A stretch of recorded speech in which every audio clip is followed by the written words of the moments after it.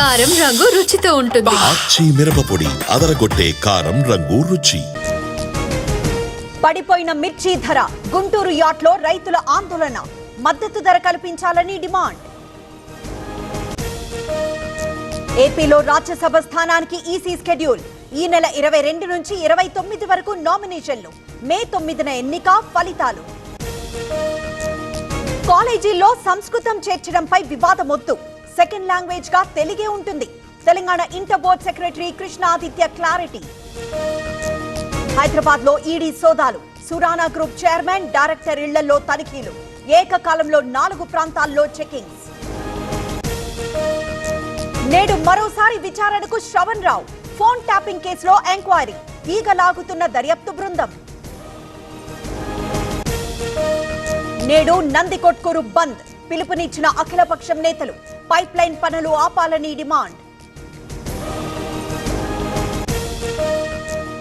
Europe tour కు AP CM. ఇవాళ ఢిల్లీ వెళ్లనున్న చంద్రబాబు. అక్కడి నుంచి విదేశీ పర్యటనకు. నేటి నుంచి పోలవరంలో కేంద్ర బృందం పర్యటన. డయాఫ్రమ్ వాల్ ప్రాంతాల విజిట్. మట్టి నాణ్యతా ప్రమాణాల పరిశీలన. విశాఖ స్టీల్ ప్లాంట్ లో ఆగిన సమ్మె.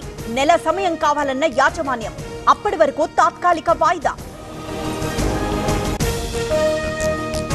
ఒక్కో ఖైదీపై ఏడాదికి 2,67,000 ఖర్చు. దేశంలోనే అత్యధికంగా వెచ్చిస్తున్న ఏపీ.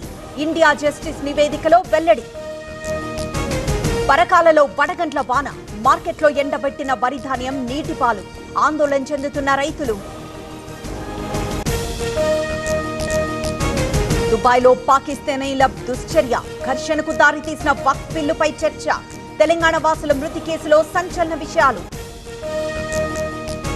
ఇంద్రకీలాద్రిపై భారీ చోరీ. పార్కింగ్ చేసిన కారులో బంగారం అపహరణ.